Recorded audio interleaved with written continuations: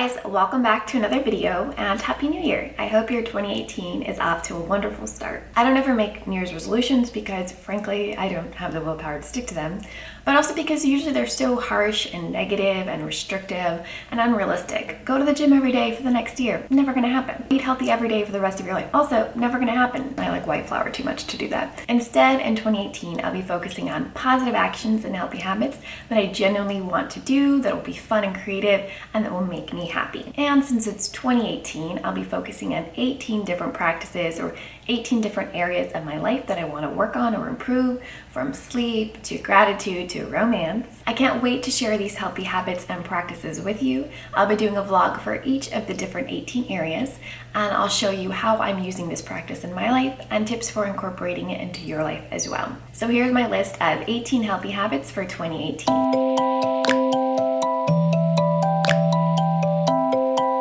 Probably wondering what the hell hygge is and whether I'm pronouncing it correctly. Let's start with the second question. I have no freaking clue if I'm pronouncing it correctly because I have scoured the internet looking for the perfect pronunciation. Hygge. Like I can't figure it out, so I will just go with hygge. Hygge is a Danish concept that basically means the feeling of coziness and contentment and overall well-being that you get from appreciating and enjoying the little things in life.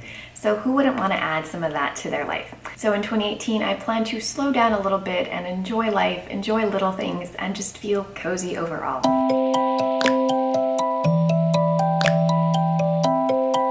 I have a confession to make. I used to be one of those people who would talk about going to the gym a lot. Even if you didn't want to hear it, I'd be like, let me tell you what I did at the gym today. Oh my God, let me tell you how sore my glutes are. Like, you won't even believe it. But in 2017, I kind of just let exercise fall under the bus, and I basically stopped going to the gym for months. I very recently started going back, so I'm proud of that, but it's not yet a consistent habit in my life like it used to be. So in 2018, I want to create a consistent exercise schedule and make it part of my routine so that it becomes automatic, like I just go on certain days or at certain times, instead of having to make a decision. Am I gonna get out of bed? Am I gonna put on pants? Am I gonna walk to the gym? So in 2018, my goal is to get back to the gym and be that annoying person who talks about going to the gym a lot. I'm sorry in advance. I feel so much better when I go to the gym. I feel stronger, I feel confident, and it's such a great stress reliever. So in 2018, I want to make going back to the gym a priority.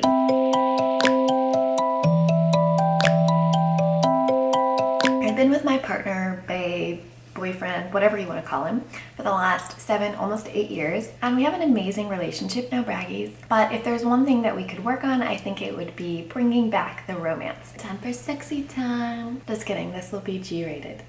PG-rated. It'll be PG-rated. We both work a lot and we're really busy, so sometimes we forget to do cute little things for each other or do spontaneous date nights, which we used to do a lot of when we were less busy. So in 2018, I want to focus on doing those fun romantic things and just bringing back the romance.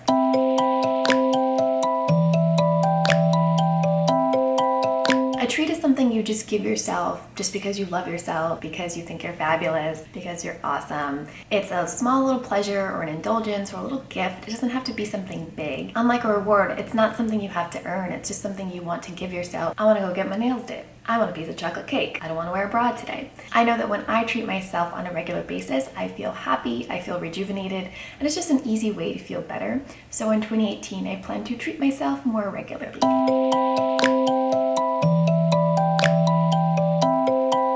I really love to read, particularly depressing nonfiction books about the world that make you want to cry. I've never been invited to a book club, and now I'm beginning to understand why. And I love to read because it's so relaxing and it's such a fun way to learn. But in 2017, like with exercise, I kind of just stopped reading and just didn't make it part of my routine. My goal in 2018 is to read 1 book a month. I feel like that's an achievable goal. It's not overwhelming or unrealistic. And it can be a short book, it could be a funny book, it can be a depressing nonfiction book, probably will be a depressing nonfiction book. So in 2018, I'm looking forward to getting back into reading.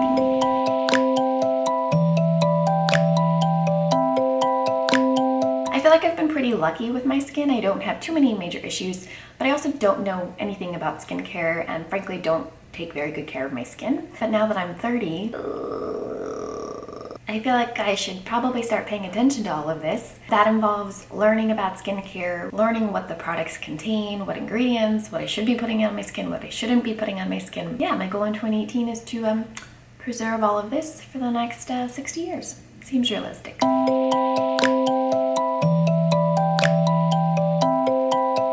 fell in love with traveling a few years ago when I did a long-term backpacking trip around the world. Hashtag female traveler, hashtag wanderlust, hashtag backpacking. When I was traveling, I was like, I want to do this for the rest of my life.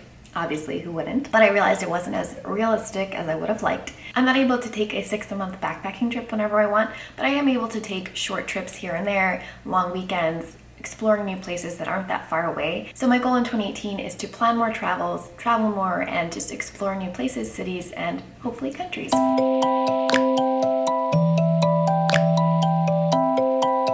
I'm a pretty organized person. Some would say too organized. I am a little OCD, but I feel like I'm always organized on a small picture level. What do I need to do in the next 2 hours? What do I need to do in the next 2 days? And I'm never thinking about what do I want to do in the next 2 years. That kind of big picture thinking is really important for happiness, but I feel like I never give it the time that it needs. My goal in 2018 is to carve out time, maybe once a month, to do that big picture thinking and organization and help figure out those important questions like, what do I want to do with my life? Where do I want to live? What do I want to do with my career? What kind of lifestyle do I want to have? Here's to becoming organized on a big picture level in 2018.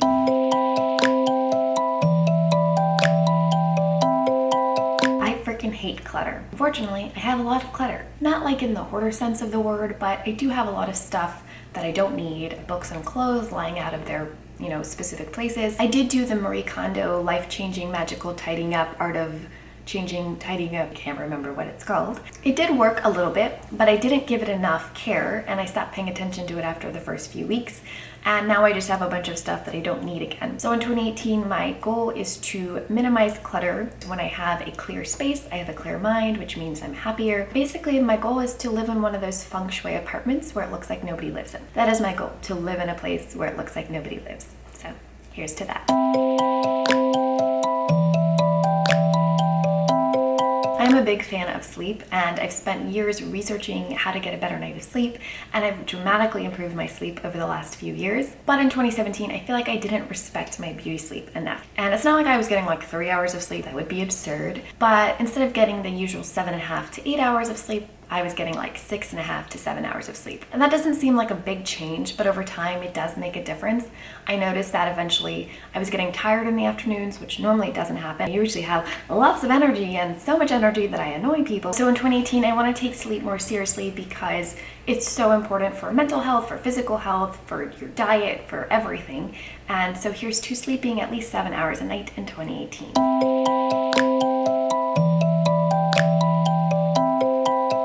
Mindfulness is one of those words that everybody talks about. It's probably like word of the day on Goop all the time, but I feel like we don't really know what it means, or at least I don't know what it means except for being mindful of things. I really want to incorporate it into my life, particularly in the area of my diet. Most of the time I'm just like shoveling food into my mouth without tasting it, without thinking about whether I'm hungry or if I'm full. So I want to practice mindfulness with my diet and like really taste the food, really know what's going into my body, and being mindful about what I do eat. I also want to get back into meditation. I used to practice meditation daily for like a year or two, and I definitely noticed the difference. I felt so much calmer, less anxious, less stressed. And I still meditate sometimes, but definitely not every day. My goal in 2018 is to get back into meditation and make it a regular practice, and stop funneling food into my mouth like I'm a garbage disposal. To be honest, I'm kind of cheap. I wouldn't say maybe cheap, but I would say frugal. I try to be frugal. I was raised that way. But it is hard to save money when you're a content creator and you're always spending money on producing content for Instagram or YouTube or whatever it is. I want to be more conscious of what I'm buying and more deliberate. I want to think before I buy. The Amazon one-click makes it really hard to do that, but I'm determined in 2018 to be more conscious of what I'm buying and really asking myself if it's necessary before I buy it.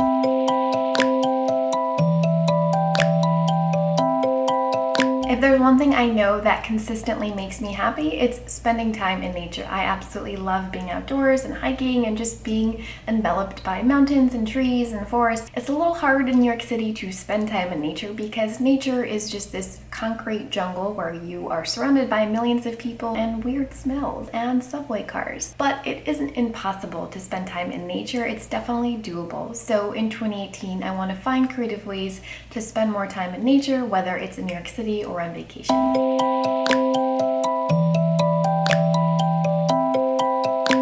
I know what you're probably thinking, this girl's crazy. She's already vegan. Does she really need to eat more vegetables? And the answer is yes, I do need to eat more vegetables, because oftentimes when I'm eating and I'm just eating whatever's in front of me, and usually that's not vegetables, usually it's cookies. Instead of doing something negative like no cookies or sugar for 2018, that would be so sad, I want to focus on the positive, like eat more vegetables, specifically 7 vegetables a day. I think that's an attainable goal. Eating vegetables is always good for you. It helps your digestion, it's good for your heart, it's good for your brain. So in 2018, my goal is to eat 7 vegetables a day. As you can see, my apartment is really messy. Just kidding, it's clean. Well, this side is clean. Everything on this side, not so clean. In 2018, my goal is to burp less, but I'm not sure that will actually be very successful. When I moved into this new apartment a few months ago, I developed this really bad habit. Didn't clean as much as I used to. And that's not acceptable because I refuse to live in filth. But after a week of not cleaning, it feels overwhelming to start cleaning because there's so much to do. That's why my goal in 2018 is to clean my apartment every day for 5 minutes. Whether it's first thing in the morning or before bed, just picking up things, putting them back in their places, putting dishes away. That way, when I do have to do a full clean, it's a lot less overwhelming and much more doable.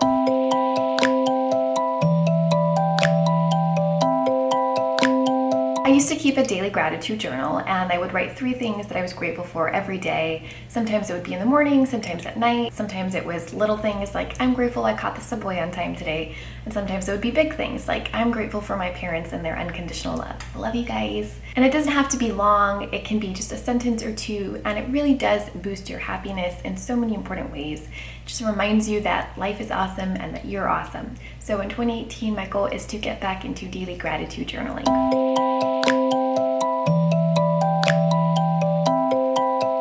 This might sound a little terrible, but as a busy professional who lives in New York City and works a lot, and whose friends do the same or live outside of the city, it can be hard to, maintain friendships in the way that I would like and to see my friends as much as I would like.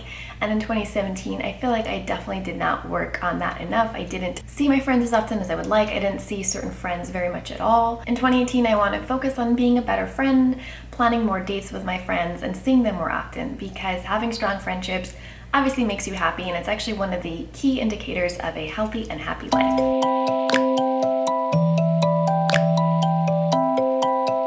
Volunteer work and social activism have always been a big part of my life. It was actually my job for a few years, but now that I don't do it professionally, I feel like I need to volunteer more in my free time. And I did do some volunteer work in 2017, but I didn't do enough. And volunteering is amazing because obviously you're helping a community or a person or a group of people in need, but it's also, it's a little selfish, but it feels good for yourself. Like, I always feel amazing when I volunteer, and it's an easy way to make yourself feel happy and obviously to do good work for your community or for society. So in 2018, I want to find causes that I'm passionate about and do more volunteer work on a consistent basis. Well, that's it for my 18 and 2018 healthy habits and practices.